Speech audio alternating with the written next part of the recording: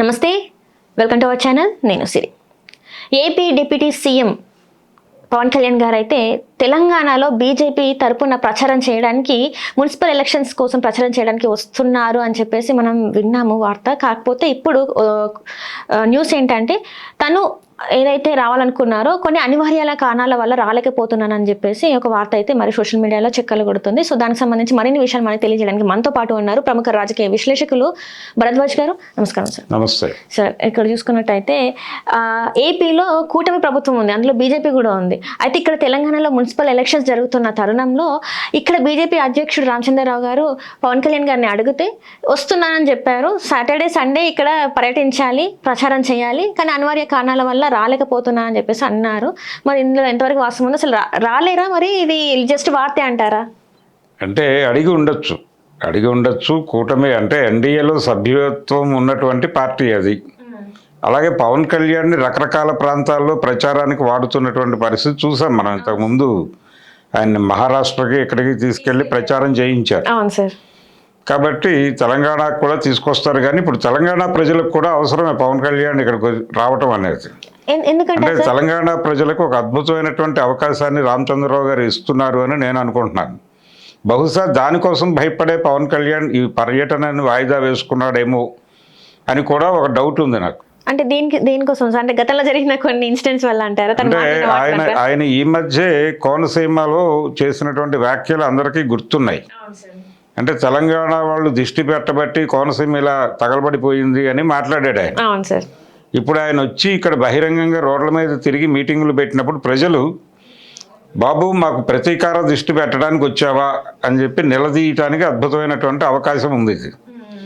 కాబట్టి ప్రజలు కోరుకుంటున్నారనే అనుకుంటున్నాను నేను. పవన్ కళ్యాణ్ వస్తే ఒకసారి రోడ్డు మీద నిలబెట్టి అడిగి కడిగేసేటువంటి అవకాశం ఉంది.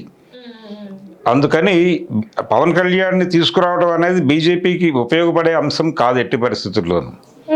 చంద్రబాబుతో జట్టు కడితే, చంద్రబాబుతో స్నేహం కడితే తెలంగాణ ప్రజలు ఎంత అనుమానంగా చూస్తారో, పవన్ కళ్యాణ్తో స్నేహం కట్టినా కానీ ఇప్పుడు అదే పరిస్థితి తెచ్చేసుకున్నాడు ఆయన.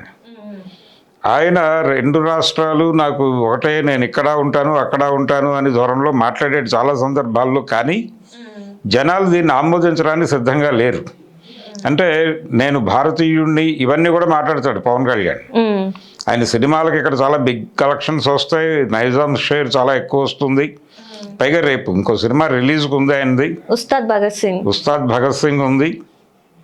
కాబట్టి ఇవన్నీ ఉన్నప్పటికీ కూడా పవన్ కళ్యాణ్ని పొలిటికల్గా యాక్సెప్ట్ చేయడానికి తెలంగాణ ప్రజలు సిద్ధంగా లేరు. అందుకని పవన్ కళ్యాణ్ ఇమేజ్, ఆయనకున్నటువంటి ఫ్యాన్ ఫాలోయింగ్ అదేదో ఓట్లుగా కన్వర్ట్ అయిపోతుంది, భారతీయ జనతా పార్టీకి అద్భుతమైనటువంటి విజయాలు సాధించి పెడతాడు అనేది కేవలం భ్రమే. అంటే గతంలో చూసుకున్నట్టయితే ఇక్కడ పోటీ చేశారు కదా సార్, జనసేన కుకట్పల్లిలో పోటీ చేశారు. కుకట్పల్లిలో పోటీ చేశాడు. అప్పుడేమి వీళ్ళ మధ్య పొత్తులు గిత్తులు ఏం లేవు కదా, మామూలుగానే నార్మల్గానే పోటీ చేశాడు. ఆ తర్వాత వీళ్ళు కలిసి మీటింగ్ పెట్టారు. కానీ మొదట కలిసి మాట్లాడుకుని ఇచ్చిన సీట్లు కాదు అవి. అసెంబ్లీ ఎన్నికల సందర్భంగా జరిగింది. ఎవరి ప్రయోగాలు ఎవరి ప్రయత్నాలు వాళ్ళు చేశారు. తెలంగాణకు సంబంధించి మనం విడిగా మాట్లాడదామన్న పద్ధతిలోనే బీజేపీ వ్యవహరించింది అప్పుడు. కానీ ఆ తర్వాత నెమ్మదిగా కలిసి మీటింగ్ పెట్టారు అక్కడే. ఇలా ఈసారి కూడా అంటే అలాంటి ప్రయోగమే జరుగుతుంది. ఇక్కడ జనసేనకు కూడా ఆయన సీట్లు అడగచ్చు. జనసేన అభ్యర్థుల్ని కూడా నిలబెట్టే ప్రయత్నం ఆలోచన చేశాడు ఆయన ఆల్రెడీ పవన్ కళ్యాణ్. కాబట్టి బీజేపీ గురించి ఆయన ఇక్కడికి వచ్చి ప్రచారం చేయించుకోవటం ఉపయోగపడుతుందని వాళ్ళు అనుకుంటున్నారు. కానీ ఈ మధ్య కాలంలో ఆయన మాట్లాడిన మాటలు ఆల్రెడీ మళ్ళీ ఇంకొకసారి వైరల్ అవుతున్నాయి. చాలామంది ఆ రోజు ఆయన మాట్లాడిన మాటలను తీసి బయట పెట్టి అడుగుతున్నారు ఏమిటి పరిస్థితి, ఇతను వస్తున్నాడట ఎన్నికల ప్రచారానికి, కాబట్టి ఈ అవకాశాన్ని అందిపుచ్చుకుని అతన్ని నిలబెట్టి మాట్లాడాల్సినటువంటి అవసరం ఉంది, సమాయత్తం కండి అని సోషల్ మీడియాలో ఆల్రెడీ మొదలైంది. బహుశా ఈ వ్యతిరేక ప్రచారం జరుగుతున్న నేపథ్యంలో ఆయన కాన్షియస్గా ఇవన్నీ తెలుసుకుని వద్దులే మనం వెళ్ళటం ఇప్పుడు అంత శ్రేయస్కరం కాదు అని ఆయన అనుకున్నాడా అనేది. అంటే ఏమాత్రము స్పృహ లేకుండా మాట్లాడాడు ఆ రోజు ఆయన. అంటే ఒక ఏరియా మొత్తాన్ని, వాళ్ళ మనోభావాల్ని, వాళ్ళు చేసినటువంటి ఉద్యమాన్ని ఈ మొత్తాన్ని పరిచి మాట్లాడేసినటువంటి పవన్ కళ్యాణ్ని తెలంగాణ ప్రజలు ఎలా యాక్సెప్ట్ చేస్తారని వాళ్ళు అనుకుంటున్నారు అనేది ప్రశ్న. ఆయన చాలా బహిరంగంగానే దిష్టి పెట్టారు అన్నాడు, అసలు అది జరగకూడని ఉద్యమం అన్నాడు, అక్కడ సమైక్యాంధ్ర ఉద్యమాన్ని సమర్థించాడు. ఆ సందర్భంగానే తెలంగాణ విడిపోయి ఏం బాగుపడుతుంది ఇవన్నీ మాట్లాడాడు ఆయనే.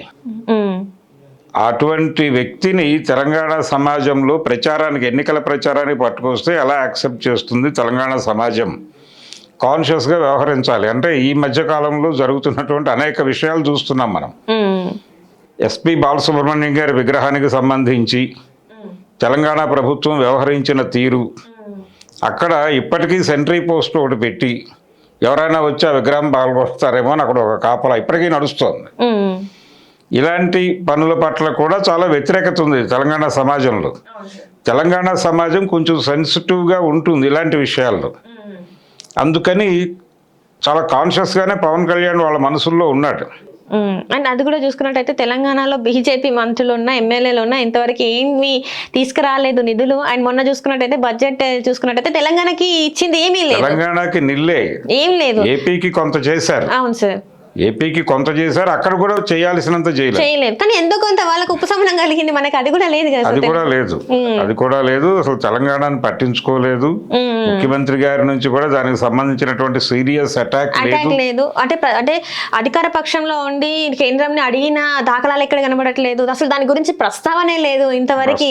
మాట్లాడట్లేదు, ఆయన మాట్లాడటం లేదు. వాంటెడ్ గానే మౌనం పాటిస్తున్నాడు. ఆయన కేంద్ర ప్రభుత్వం కంట్రోల్లో నడుపుతున్నాడు కథని అనేది అందరికీ తెలిసిన విషయమే. అంటే రేవంత్ రెడ్డి గారి ఫ్రాంచైజీ ఇక్కడ జాతీయ కాంగ్రెస్ అధ్యక్షుడు రాహుల్ గాంధీ గారు మాట్లాడే మాటలకి తెలంగాణ ముఖ్యమంత్రి గారు మాట్లాడే మాటలకి పొంతన ఉండాల్సిన అవసరం లేదు అనేది వాళ్ళు అప్రకటితమైనటువంటి ఒక అగ్రిమెంట్ ఉంది వాళ్ళ మధ్య. ఆ అగ్రిమెంట్ ప్రకారమే రేవంత్ రెడ్డి గారు వ్యవహరిస్తున్నాడు. అందుకని బీజేపీ సాధించింది ఏం లేదు, రాష్ట్రానికి సాధించి పెట్టింది ఏమీ లేదు తెలంగాణ రాష్ట్రానికి అనే కోపం ఉంది. దానికి తోడు అంటే ఒక కండిషన్ అయితే పెట్టాలి సీరియస్గా.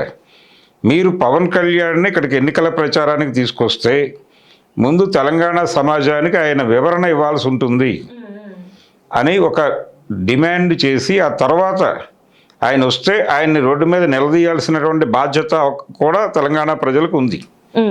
ఆ బాధ్యతతో గనక జరుగుతుంది అని ఏమన్నా భయపడ్డా?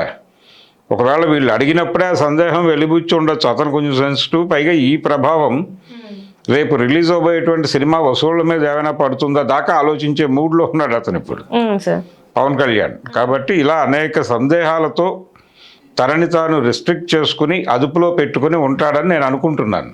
Right sir, right. Thank you so much sir. Thank you. Hello, Telugu రాజ్యం ఛానల్ చూస్తున్నారా? సామాజిక, రాజకీయ, జీవన చిత్రణే తెలుగు రాజ్యం. అతిశయోక్తులు, అసత్యాలు ఉండవు. రాజకీయ కోణం కాదు, ప్రజా కోణమే కొలబద్ద.